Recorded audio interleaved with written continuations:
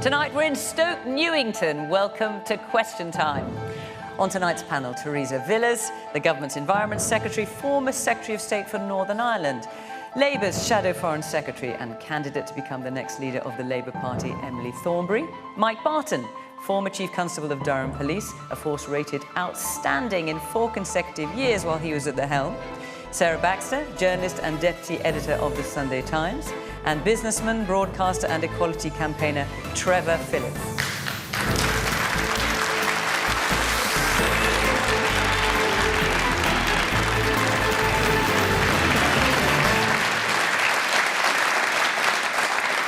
Welcome to our panel, to our audience here, and of course to you at home. And you can join in the conversation on social media at BBC Question Time. So do join in. Right, let's take our first question tonight, which is from Lena Corner.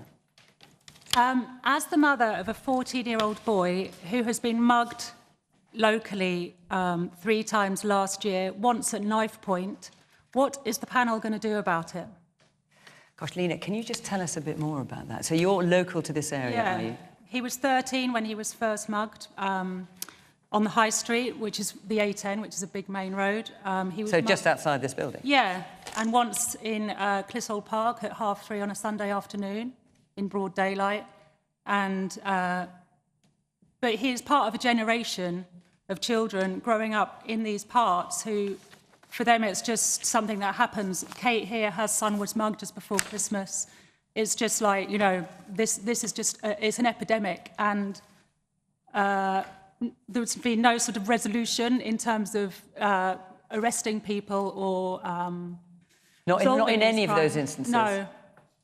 And what about you, Kate? You're sitting next. Has there been anyone arrested for your son? No, nothing at all, no.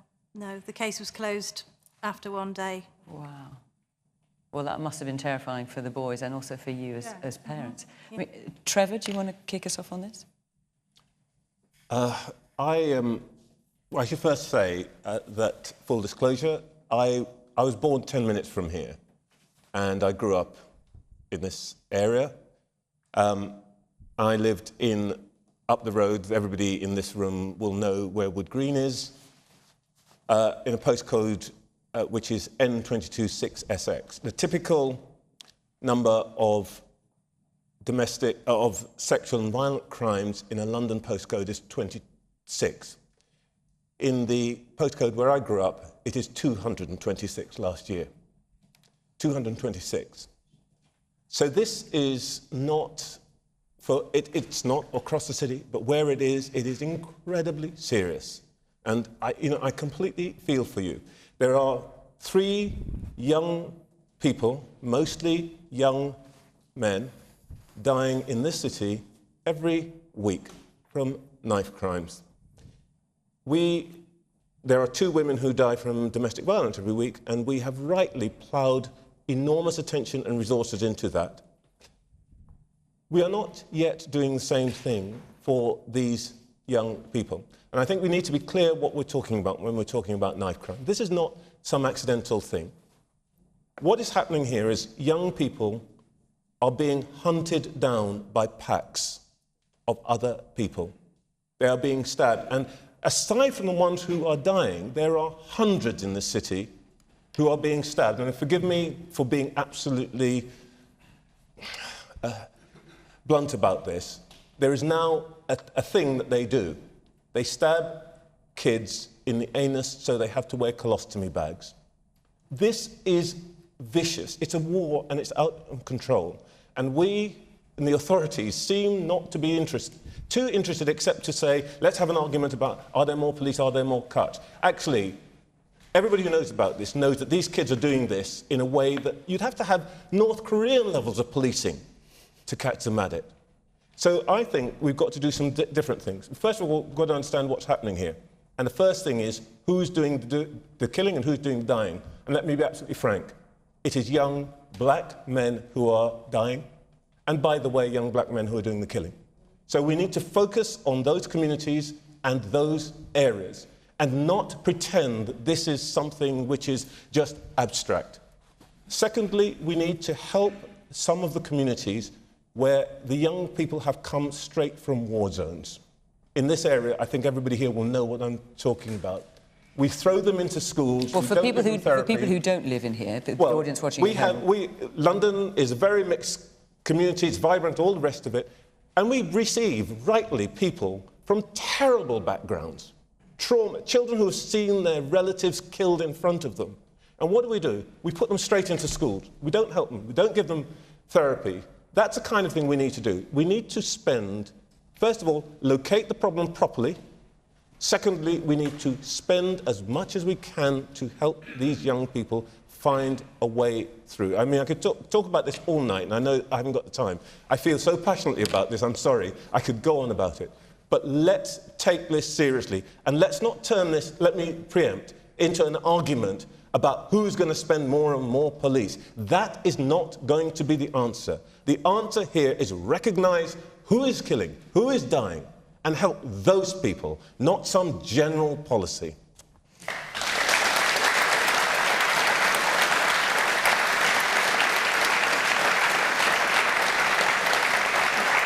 Well, just to add to what Trevor is saying, so we have knife offences at the moment are at the highest level ever recorded, and then today, in terms of offences recorded that then result in a suspect being charged or summoned, that's at a record low, around just 7% of offences. So, Mike, obviously I'm going to come to you now as an ex-Chief Constable of Durham, and you've got personal experience of trying to deal with this.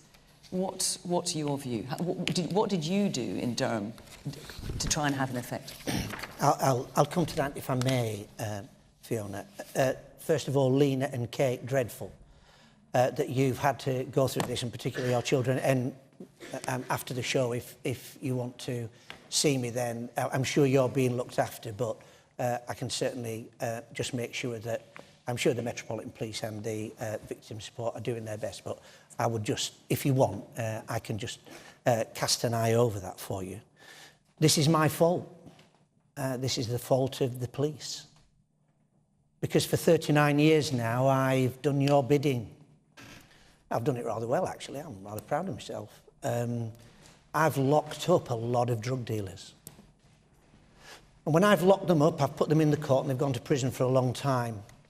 But 2 hours after I've locked them up, behind my back, 2 more violent drug dealers have tried to take over the patch, and the most violent one has won.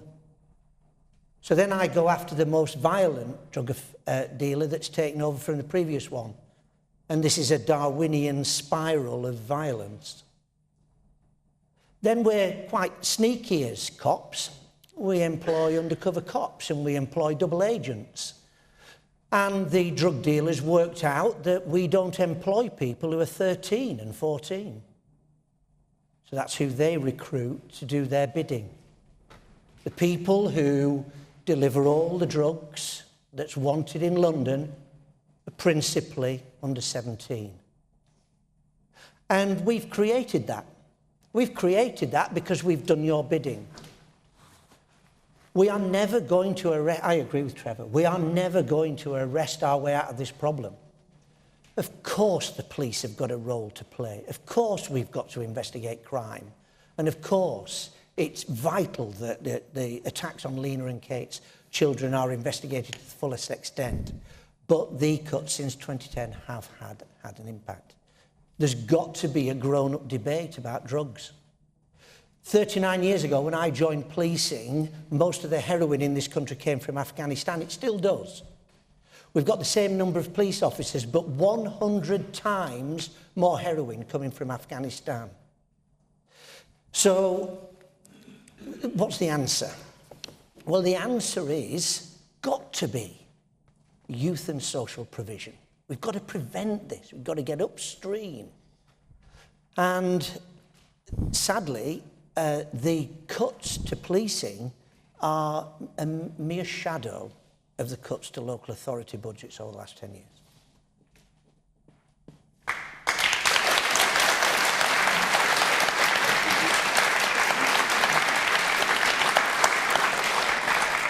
Yes, the woman here. Yeah, it's concerning what the 2 ladies said over there. 3 years ago, I was mobbed while in labour on my way to Homerton until today. To the hospital? Yeah. just down there in Stamford Hill. Until today, I haven't had any arrests, and the case is closed. And another thing, where I live now in Seven Kings, just behind my window, 3 men fought and killed themselves. I watch everything, and nobody asks if I'm feeling okay. The psychological effect of the past one. These were the killings that happened last week. This Sunday, just behind my window. And no one has asked, how are you faring? Are you okay? Apart from my family who has been doing my school runs for me. So I just want to know, isn't it right for the government to set out some organization that can give advice and, any way to help the victims? And how are you faring? So. Theresa, when you've heard the woman there speak so powerfully, and also you heard what Mike had to say in terms of policing numbers to a certain extent, but nonetheless it's made an impact, and also, but as nothing, Mike was saying, relative to the cuts to local authority budgets. And then we've had a Conservative government for the last 10 years. Well, this current situation is intolerable. The upsurge in knife crime has to be dealt with, and we are determined to do that. And do you feel in part responsible when you hear someone like Mike talk about cuts to local authority budgets?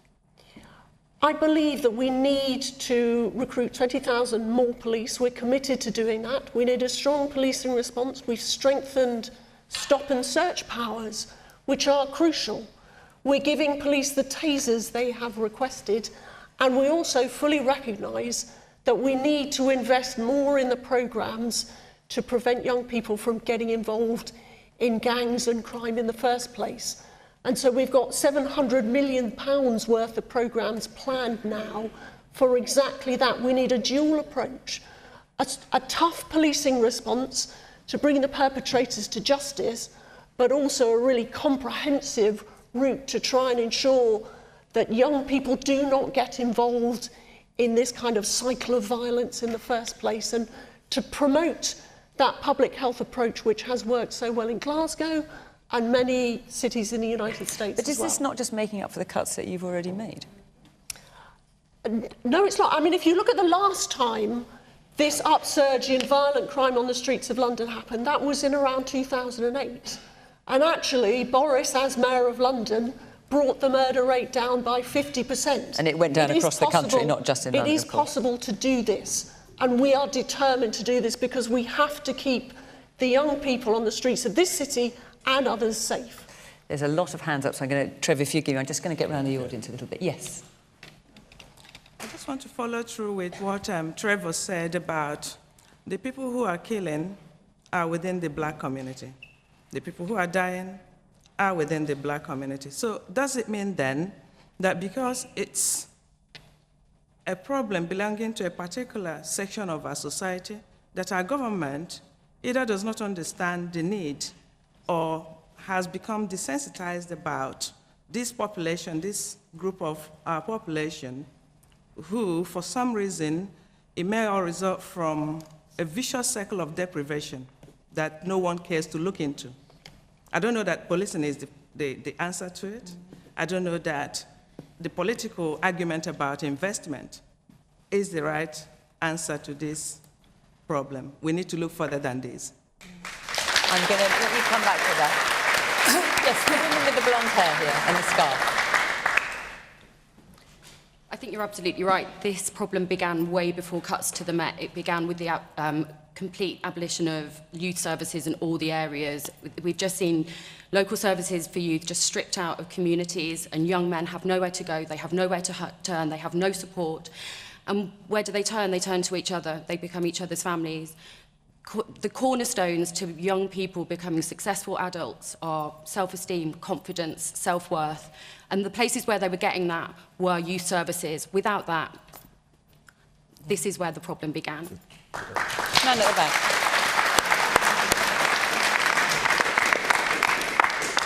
I think these issues are driven by people's consumptions. I think London is the cocaine capital of Europe. And I'm sure we've all been to parties, I have, where it's like visibly on show and people have no qualms about using it. And these people who join these gangs, they see it because there's money in drug dealing. And so maybe the government needs to look at its drug policies as well, and maybe there's kind of an option in a decriminalisation model like they have in Portugal, or something that might actually solve it from the demand side. I have to say, not parties I go to, but maybe I'm guessing the wrong people. Yes, the man here in the grey sweater.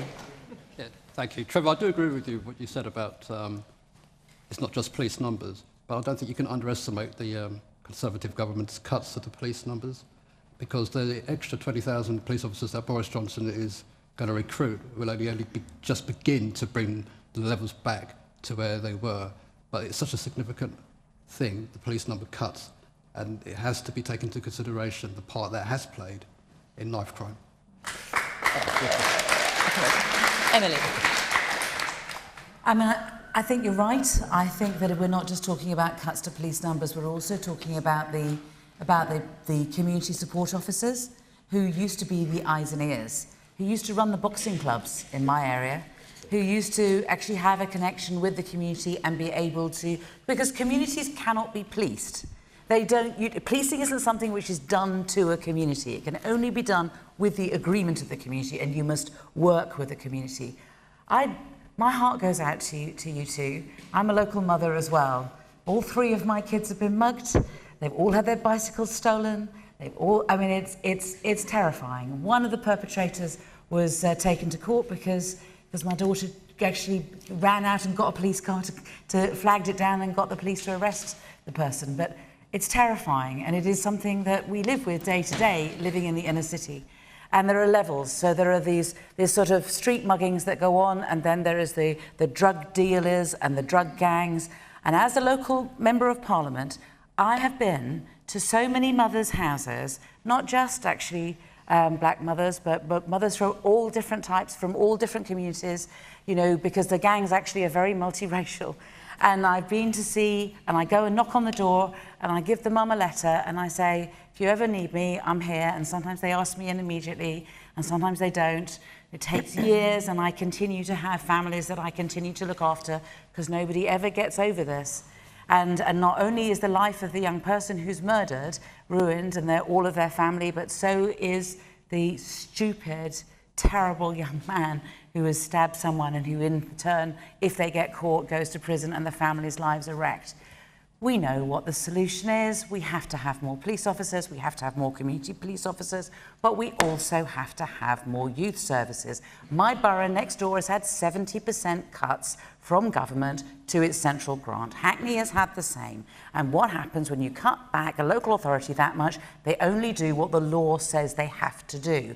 And because the law doesn't say they have to provide youth services, because they have to provide social care and the other things which they must do, looking after kids in care and that sort of thing, they cut back on youth services. They don't want to, but they have to. And then, as somebody else said, what do these youngsters do? And actually, when a child gets to 11, 12, 13, 14, they want to find a role model outside the family, because it's part of growing up. And if there isn't a sports teacher, or there isn't a youth worker, or there isn't a teacher who has the time for them, they will find role models amongst their own age group, and this is how gangs develop. So. Well, I don't directly disagree with anything that people have said on this panel, and indeed in the audience, and I particularly appreciate the point about, you know, middle-class drug takers who are sort of, you know, happy to take the cocaine and not worry about who's supplying it. At the same time as well, as the mother of a 19-year-old, I can tell you I was very relieved when he got to the age of 19, because I felt he was so vulnerable in a neighbourhood like this, not very far from here, when he was sort of 14, 15 and so on. And I'm glad he's sort of finally getting to manhood. But in my area, where there have been several deaths, unquestionably, it's not just a case of more police, but more visible police on the streets. I hope that's what Boris Johnson means by an extra 20,000. I'd like to see a lot more. At one stage, the police came and sat in our area where local youths congregated. They were there night after night for about a month. And that finally disrupted the gangs, and they haven't properly returned. It's still a bit scary, but they haven't properly returned 2-3 years on. And that's the importance of having cops that really care about those communities and are determined to just be there until they have done something about the problem. Now, I've also had experience recently of a poor kid dying on the street near me, and there was sort of crime scene ticker tape, and I went up to the local policeman and I said, "What's happened?" And he acted like I was, you know, a nobody who had a real nerve to ask what was going on in my own community.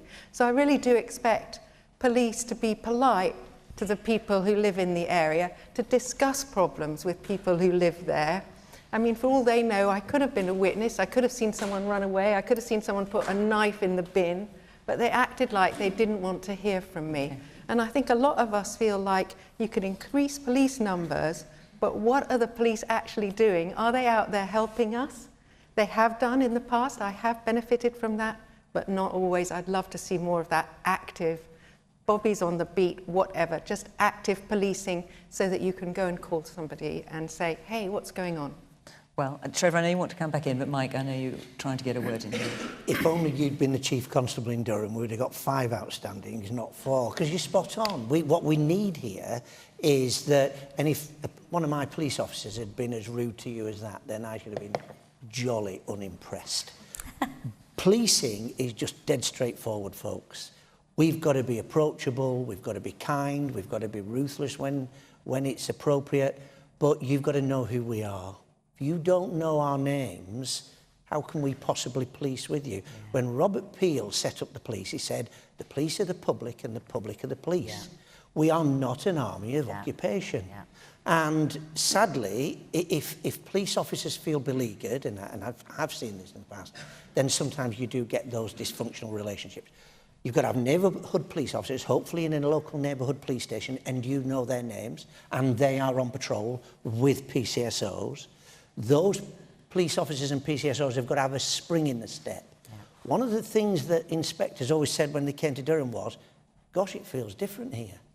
And you've got to engender that feeling that you can do something. Let's not be fatalistic about it. And this is the final point. You asked me what we did, Fiona. We arrest people. We absolutely arrest people, but we don't necessarily prosecute.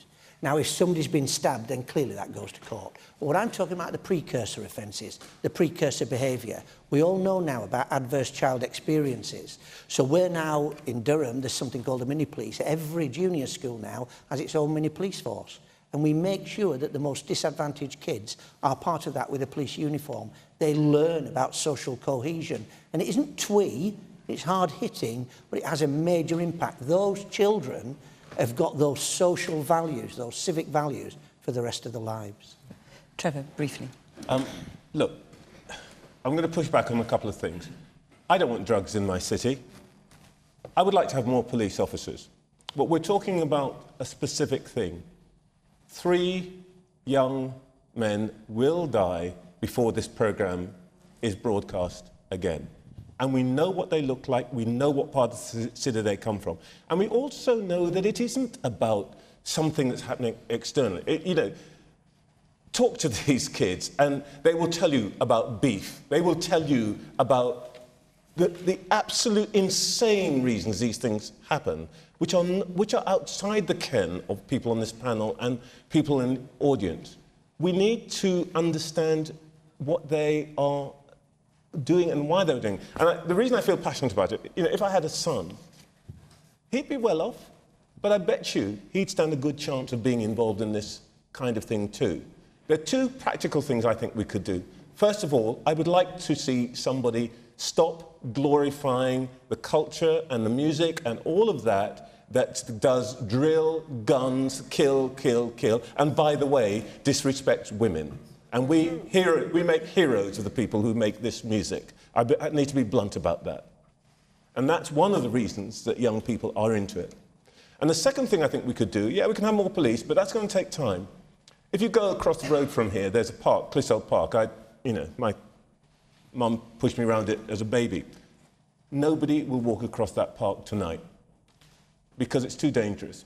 One of the reasons that we have public spaces now which used to be the province of janitors and park keepers, and schools would have teaching assistants that would walk with people. Over in Hackney, that's one of the things that Mossbourne Academy, successful school, did. Maybe one of the things you could do is invest in bringing back some of those intermediate professions. Not the big deal, but people who are just there. Because these things happen in places where nobody is watching. So the more we can have those park keepers back, those janitors, the people who are around, the more likely we are to protect our kids. Right. Do the simple thing first. I'm going to move on in a minute because there are a lot of questions, but before I just want to come back to you, Lena.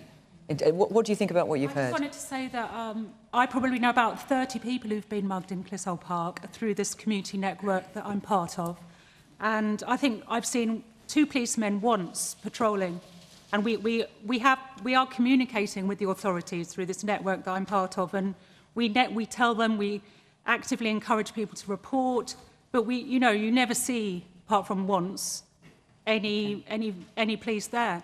Right. And then the other thing I just wanted to say is that there's been a sort of evidence that says the increase in exclusion from school is tied to the increase in street crime, and so yet we are excluding more and more and more, and our schools are becoming stricter and stricter and stricter, and it just seems like that is a question for the Tory government currently. Okay. Well, if you'll forgive me, I'm going to take another question simply because we've had so many, but thank you, Lena, so much for your contribution. Before I do, I just want to tell you that next week we'll be in the Derbyshire spa town of Buxton, and the week after that we'll be in Harpenden in Hertfordshire. So if you want to be in the audience, call 0330 123 9988, or you can go to the Question Time website and you can follow the instructions there. Right, let's take another question now, which is from Phil Connolly. Hi, thank you. Is a potential new trade agreement with the US now in jeopardy as a result of the new digital tax? Right, well, Theresa, you're the person to tell us about that. So we heard the Chancellor saying that he is sticking to his guns, introducing a new digital sale tax of 2% in April. We also heard the US saying, if you do that, we'll slap a tariff on your cars. So you're going to go ahead anyway? We are going to go ahead with our digital services tax. I believe that it is vital that big international businesses pay their taxes. And we've been working on this for many years at an international level. And solving it at an international level is the best way to do it. It's the most comprehensive way to do it. But that is taking so long that we have to act domestically now. So even if the US carries out its threat, which it has on whiskey, as you know, last year, so there's now tariffs on whiskey, even if the US, like it has already, makes good on this threat, because we export 1 in 5 cars to the US, it's worth over £7 billion a year, you're still going to go ahead with this tax? The digital services tax is the right thing to do. As a nation, we decide our taxes, not the United States. No, I get that, but you want to do a trade deal with them. Obviously, that's the idea of Brexit. So it's worth it, is it? It's worth a tariff on cars. Look, there is rightful public concern about aggressive tax avoidance schemes by large multinational companies there. Those that are hugely economically active in this country should pay their fair share of taxes, not least because these businesses are competing with our local high streets, with small businesses having to pay business rates. It's time these big companies paid their fair share, and this digital services tax is a further step to making sure that that happens. Emily? I agree with you.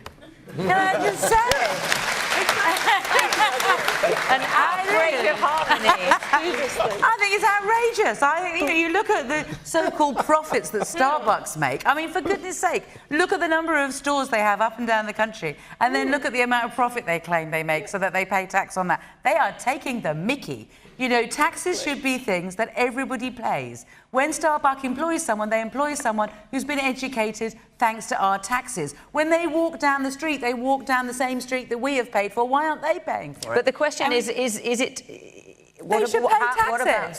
It's about time. I agree with the frustration. Jeopardising the trade agreement with the US. I agree with the frustration that, you know, we should be dealing with this internationally. Of course, the way to deal with these international companies who will play off one country against another is for us to act together and to be able to pass something whereby we can control these international companies. But if it's not happening, we can't just keep waiting for it. So do you think the car manufacturers are going to thank you for that in this country? I think that, frankly, 50% of our trade is with the European Union, and our primary concern concerned, should be making sure that we have a trade deal with the European Union between now and the end of the year. Boris Johnson claims that he's going to be able to get that trade deal done. I think most right-thinking people think that this is just simply fantasy on his part, and he won't be able to get that trade deal done. And attached to that, to our leaving the European Union, there are 60 other countries with whom we have trade deals through 40 other agreements. And if we're leaving the European Union, we will not only not have the trade deal with the European Union, but we'll also leave the trade deals with the other 60 countries. We don't actually have a trade deal with the United States and have been trading with them actually quite a lot in any event. So when we're always being told, oh, don't worry about Europe, Donald Trump will save us, I just don't believe it. I just don't think that he keeps telling us he's a great deal maker. We've yet to see one on any level. Where's the deal of the century he was supposed to be doing in Israel and Palestine? We're still waiting for that. You know, all of these things, it's all just hot air. He doesn't actually come with these deals at all. So I think we should just make sure that we're getting people to pay their taxes. The man there in the middle, yes. Hello. Emily has made some of the point that I was going to, which is I think there is one major threat to a sane trade deal with the United States, and that's the climate change denying stable genius that is Donald Trump. And I think if anything's going to derail a trade deal, it will be him. The woman here in the red top. Well, other countries are already doing it. So France is, Spain is, some of the Asian countries are doing it. So when you say doing it, doing what? In terms of introducing this tax. Right. So well, France is delaying it, actually. But they are going to introduce it. And then the OECD eventually will do it. So yes, they're saying there should be an international agreement, So ideally. Donald Trump is not going to have a hissy fit for everyone. So we might as well go ahead with it. All right. The woman at the back there with the glasses. We know how Donald Trump operates. He's very transactional. I mean, and because there's alignment across different countries on digital tax, he might expect to lose on that or give on that. How do we know that the Tory government won't say, in exchange for taxing the technology companies, sacrifice the NHS, allow privatization? I'll come back to you, Theresa. Let me get around the panel for a minute. Sarah. Yes, well, I love America. I'm half American, but I don't believe even the hardest of hard Brexiteers voted to leave the European Union just to become America's poodle. And I don't think it would be a good look for Boris Johnson to be just saying yes to everything that Donald Trump asked for, because he's the kind of president that will only just ask for more. Yeah. So, you know, we are a sovereign nation. We ought to be able to chew gum and walk at the same time. We're going to have to make deals all over the world with the European Union, because that's our closest partner, with America, because we've always had a very good trading relationship with the US. And I think it's got rather overcomplicated by Remainers insisting that it's all going to be a disaster, you know, if we have chlorinated chicken, which I've eaten for years without any ill effects whatsoever from the US, or that conversely that Brexiteers saying, oh no, we mustn't have any links left with the European Union. Let's just dial it down. We're leaving the European Union very soon. We have to have good trade with everybody. And actually, I think there will end up being a lot of tough talk, but goodwill in the end. That's very sensible. Maybe a little too pragmatic, but that's how trade deals... Optimistic, Emily's muttering under her breath here. That's how trade deals are sealed. In the end, people compromise. Trevor? I agree with what, amazingly, I agree with what's been said. I mean, look, these big tech companies, I chair a tech company, and we don't make that kind of money, but the big tech companies are paying, I think, between 2 or 3% tax right now. Yeah. I mean, everybody in this room is going to be paying between 20% and 40% tax. It's just mad that we allow them to do it. And frankly, they know it's mad, and they know it's not going to go on forever. So frankly, I'm completely with you. I also think, by the way, that I kind of like what Sajid Javid did the other day, because he's obviously been reading Donald Trump's book, The Art of the Deal, because Sarah's right. Trump is a bully. But like most bullies, when he's confronted with somebody who says, get out of here, yeah. He then starts to talk seriously. But hang on, he did put a tariff on whiskey. Yeah, so he has actually made good on one of his threats. Yeah, for about 10 minutes. But, I mean, it's not going to be forever. The point about this is that Sajid said, I think, said the right thing. He said, you know what, we're going to tax these guys until we get an international deal. which says to Trump, get on with it. And I think that is the right way to deal with Donald Trump. This guy is not, he's not the devil incarnate. He's just a bloke. And actually, with most blokes, as all the women in here can attest, you can deal with them by just standing up to them properly. Yeah. I mean, Mike, these the women are clapping and the men are not. Yeah. Oh, no. Phil's clapping, I'll ask the question. So, Mike, these are kind of... Do you think these are the kind of trade-offs that we're going to be seeing, given the new era we're going to be in as of next Friday? Well, I think it's a good question from Phil, I'll think about your question now. But in answer to the first part of Phil's question, is this a risk worth taking? Well, I think it is, precisely because of what Trevor and the others have said, which was that we've actually got to do something with the tech firms, because I've been banging on about the tech firms as a police chief for the last 10 years, that they were not paying their dues. One of the reasons why you don't see police officers on the street is 50% of all crime now that occurs in the UK is actually online. Mm-hmm. Yeah. And the people who've caused that, who facilitate it, who allow it, are paying no tax. So a levy of 2% in my book is not enough. It was really interesting. The head of Google Alphabet this week has speculated that AI, artificial intelligence, is going to be more important for humans than fire. Well, I've got a bit of advice for him. I actually think that fire is more important than artificial intelligence, and paying tax is definitely more important than artificial intelligence. And they're not doing it. And they're accumulating billions of pounds. We investigated a crime a few years ago. It was just graffiti in Durham City Centre, which is a World Heritage Site, and we spotted, one of our good cops spotted the actual tag on Flickr. So just a dead straightforward job. It was clearly a young chap, a young person committing this crime. It took us 9 months of legal wrangling in the courts of South California for them to tell us who that person was. When we walked round to the house, it was a 16-year-old boy who put his hand out to say, "What took you so long?" So, and this is costing you money, and they're not paying taxes. It's high time they did. Yeah. Okay. Let's take another question from Shane Huff. Do Londoners live in a political bubble, and should Labour stop listening to them if they want to win a national election? Do Londoners live in a political bubble? Emily? Should you stop listening? I think that... I think what's important is that politicians always listen, and that they listen to people from all over. And to be honest with you... And do you think Labour's been listening to the wrong people? No, I think that Labour has been listening to people in all of our communities. I think that we couldn't agree on what the right approach on Brexit was.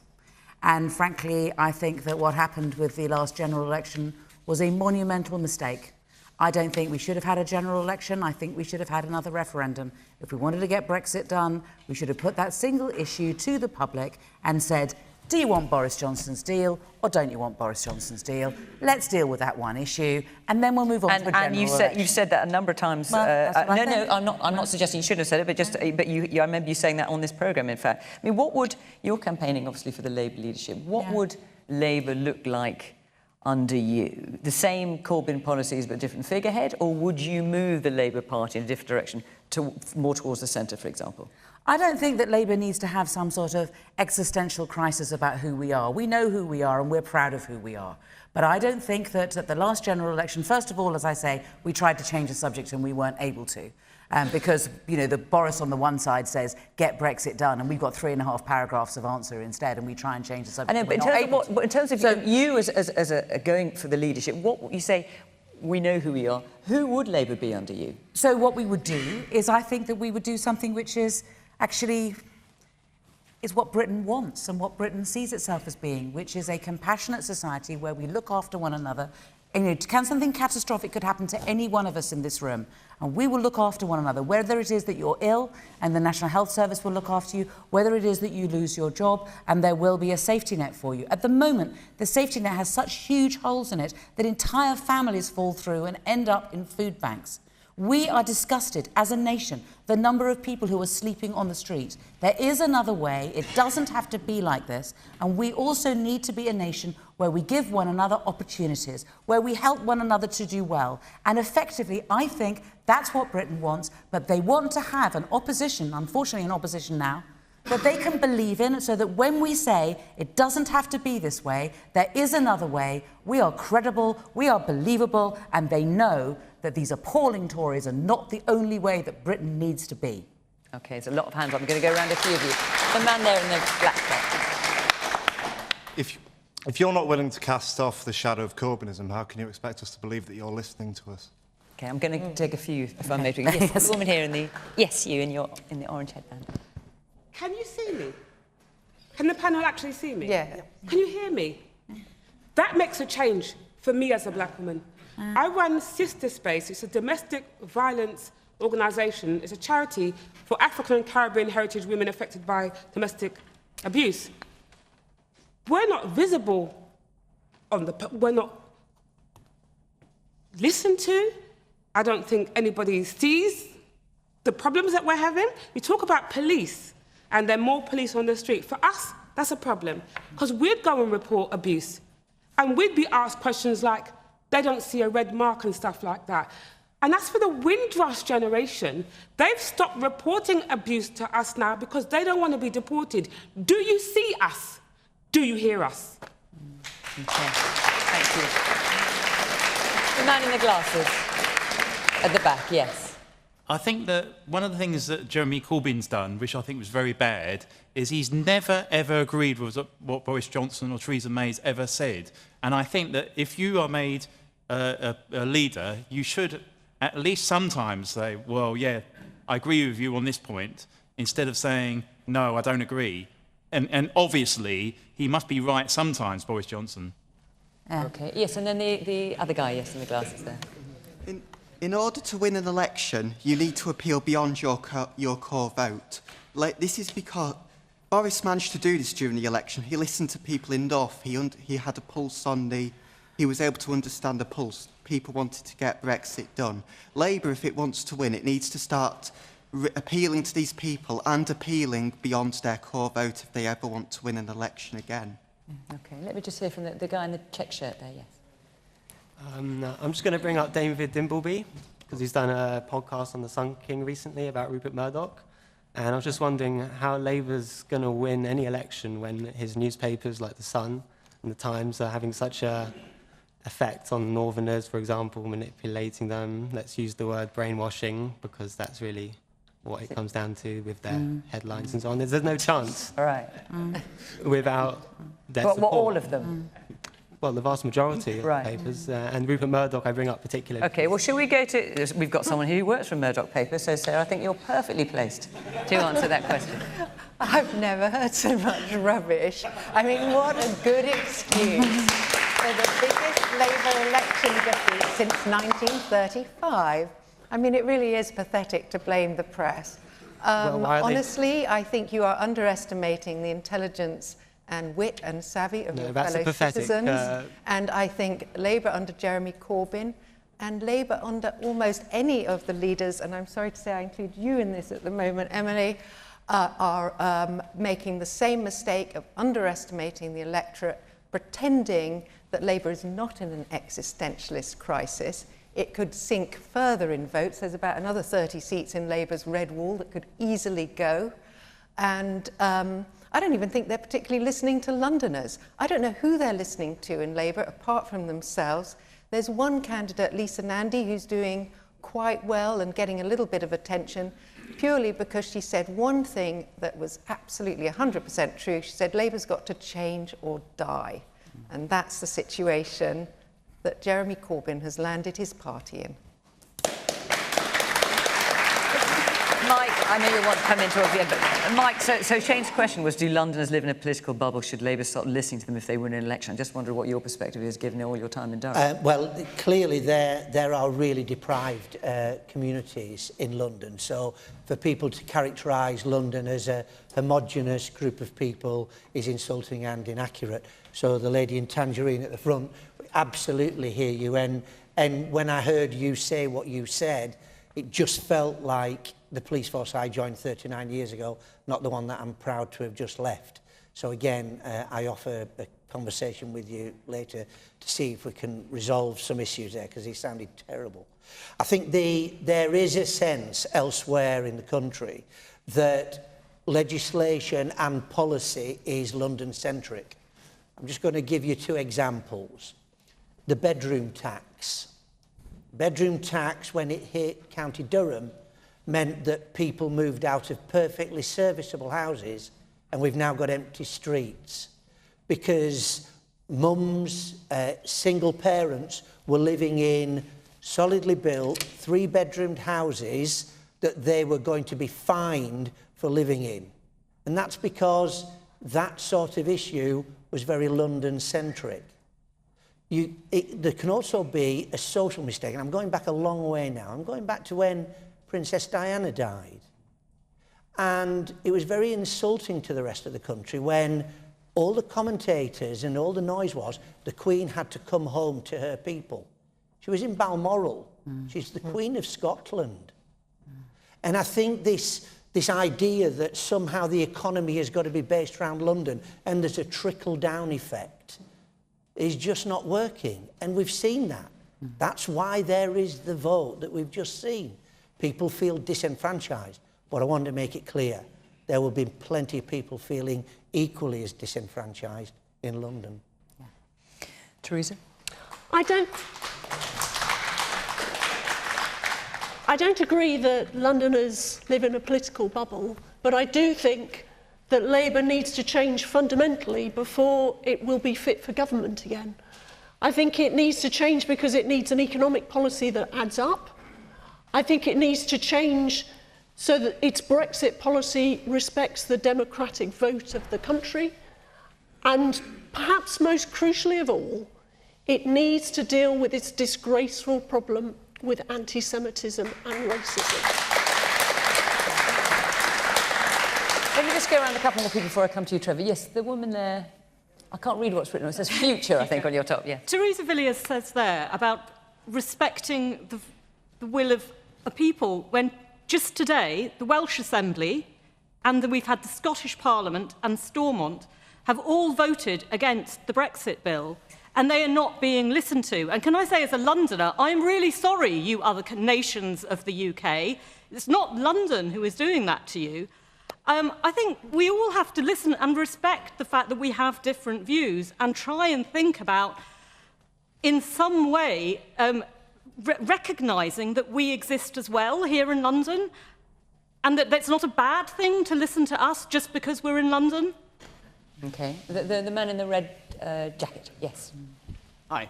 I just wanted to say that the Labour Party keeps saying that Brexit is not getting done at the end of the month and it will take a long time to negotiate any deal. Yet no one in the leadership contest is championing anything resembling Brexit as people would have voted. And you, Emily Thornberry, you say that there is no chance that a deal will be agreed before the end of the year. Yet the chair of the Trade Committee of the EU has said that it is possible. So why are you so negative about it? OK, I'm going to get Trevor and then I'll give you the last. Trevor. Well, in the companies that I work for, we've got a lot of people who work outside London. So I'm first going to say I apologise for the person who said Northerners are brainwashed. He didn't really mean it. He was saying something quite different. Everybody outside London is as smart as everybody inside London, and I had nothing to do with that remark. I think there's a separate point here. Not everybody in London is the same. And I think when it comes to the issue of listening, one of the things that really struck me during the election, that tells me that the Labour Party, of which, by the way, I'm still a member, has got a problem with listening, was our great big flagship, we were so proud of it, policy about broadband. And I talked to people both in London and outside London, and literally they all said exactly the same thing. Did they say what that woman in the red dress is? She's shaking it going, she knows rubbish, that's what you were saying. They say, you're going to give me free broadband. I can't even pay my water and electricity bill. Help me with that first, before I can then tell people, you're going to give me free broadband so I can tweet to people that I'm dying of dehydration and cold. Okay. I mean, I think that is that is an example of Labour not listening to its own people, because we came up with a policy that even our own people couldn't identify with. If I may just make a very quick briefly, point. Yeah. I don't think, we'll see who comes out as leader, but I don't think I don't think our biggest problem, to be honest, as a party, is the leadership. Our problem is actually the followership. This week, somebody polled the Labour Party members and asked them who is the greatest Labour leader of the last 100 years. They walked straight past Blair, 3 election victories. They weren't interested in Wilson, gave us our anti-discrimination legislation, Equal Pay Act, all of that. They didn't even think about Attlee, who created the NHS. 70% said Jeremy Corbyn, who gave us 2 lost elections and gave the Tories 60 seats that they'd never won before. All right, Trevor, we hear you. Emily, I want to get another question, so if you'd be reasonably brief. There's quite a lot to say. I know there is. All of that. I know there is. I've just been told that I have to be reasonably brief. Because I gave you 2 goes already. I'll leave the issue about Brexit and I will come on to the casting off the shadow of Corbynism, because, frankly, I think this is part of the issue. I think that if casting off the shadow of Corbynism means casting off speaking from the heart, I don't cast that off. I don't cast off the invigorating of the Labour Party and bringing all the people in. I think that if we are genuine and we are true and we say what we believe and we mean what we say, then I think people start to come to us. But I do think that if we cannot deal with the issue of anti-Semitism in our own party, then frankly, I quite understand why people across the country didn't believe that we could transform our economy. Because if we can't even deal with an issue like that, then one can understand why people found it very difficult to follow us and to believe in us. I think that we have to speak on behalf of the whole country, and one point that I would want to make, and I have been making for a number of years now, is that we need to speak on behalf of the whole country, and frankly, large cities, we are quite good at getting our voice heard, but the smaller towns and the smaller cities are not, and the suburbs are not. And actually, one of the problems with broadband, there may have been a number, but one of them was that it was practically the only policy that we offered to smaller towns and cities across Britain. What we need to do is be honest about the fact that it isn't just the Tories who didn't invest in infrastructure. When we were in government and when areas were being deindustrialised, we may have been good at investing in their hospitals and schools, but we were not dealing with the economy in those areas, and we should never allow the situation to continue where if you're a youngster in a northern town, you say to your mum, "I'm sorry, mum, but I have a choice. I can either, there are very few opportunities here, or I either have to suck it up or I move down to London and the southeast." Our economy is entirely unbalanced, and we need to have a radical look at this and find solutions for that. And that is what the Labour Party should be doing. And these are the things that, unfortunately, we have 5 years in opposition to now sort out. We'll get a lot of rhetoric from the Tories, a lot of rhetoric from the Times, telling us that they are going to sort this problem out, but they won't. But they won't, and we need to hold them to account. Emily Thornberry is accusing me of rhetoric. You have rolled in so many themes there. It's absolutely... Well, I was told I had to do it quickly. I'm told on the one hand I've got 90 seconds, and on the other hand... I never said 90 seconds, but anyway. I thought if you spoke very fast about a ton of things, we wouldn't actually hear what you were saying. And what you said was, our message was absolutely... we believed in what we said, and if people had only heard that, and heard our passion and heard our belief, things could have been different. No, they have to believe that we can do it. Was your message was wrong. No. I think... No, go on. There's a couple of people with hands up. Now you get one quick question in. Yes, the chap right at the back. Hello. No, I think that Emily is completely right, that Labour are going to be in opposition for 5 years, and there's not a lot that they can do. But the difference from here in the UK from, say, somewhere like France is that over here, on the left and the right, people presume that if you don't have parliamentary or legislative power, you can't have a significant political impact in this country. And actually, if you look at France, you've got people from all different economic backgrounds, you've got people from different religious backgrounds, from people from different communities who are pulling together and actually saying no, and they're actually getting results. They've got concessions from Macron on their pension reforms, and that is actually the type of power that scares Boris Johnson, that scares Theresa here, that scared Thatcher in 1990 when she tried to introduce the poll tax, and this sort of pseudo-culture war that is now being laundered by the mainstream press across the country at the moment is dividing and pitting people against each other, so we don't actually communally come together and start to say no and fight for our communities and fight for these cuts. Because everybody here in this country, unless you're incredibly, incredibly rich, is now worse off as a result of 10 years of Tory austerity. So regardless of who wins the election, people need to come together now and start resisting. Okay, thank you very much.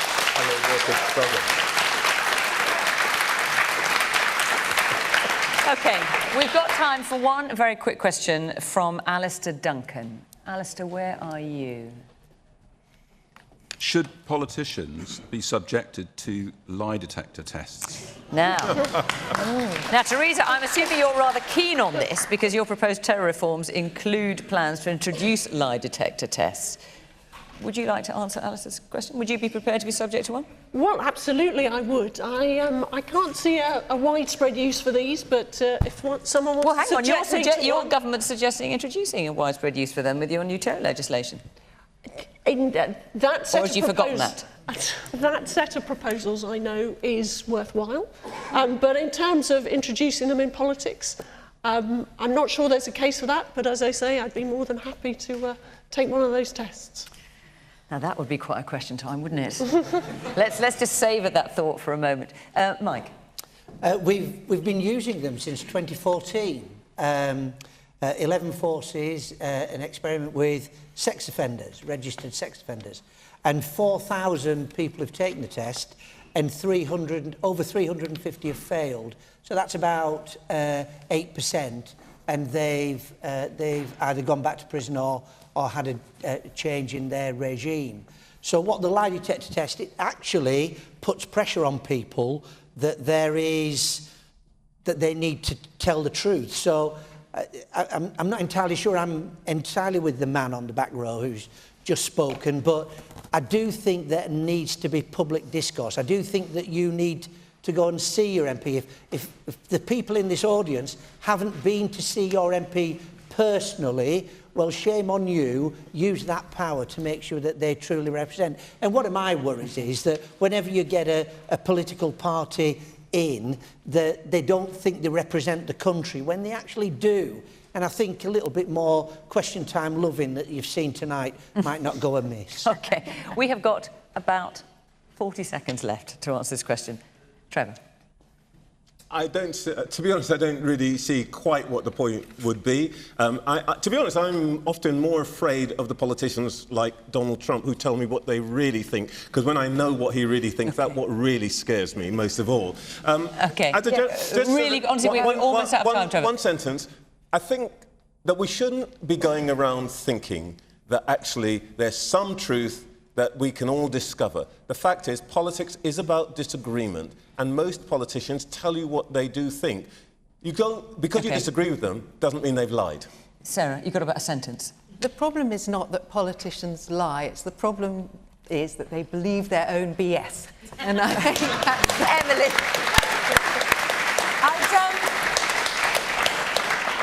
We don't need to put Boris Johnson to a lie detector test, let's face it. He won't face the media. That would be one way of a lie detector test, but he would rather hide in a freezer than ever talk to a journalist. The one way in which he can be held to account and he won't be able to run away each week, the real lie detector test will be Prime Minister's questions each week, and we need to make sure that we have a decent leader who takes him on, and we can expose him as the liar that he is.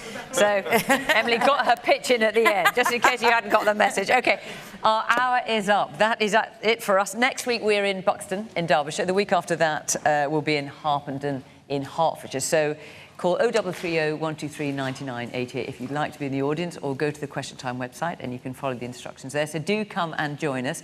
If you want to carry on this conversation we've been having here, you can join Adrian Charles and guests on Question Time Extra Time, and that's on 5 Live right now. But from here in Stoke Newington, thank you very much to the panel, to the audience here, thank you so much for your questions and comments, and of course to you at home for watching and listening from Stoke Newington.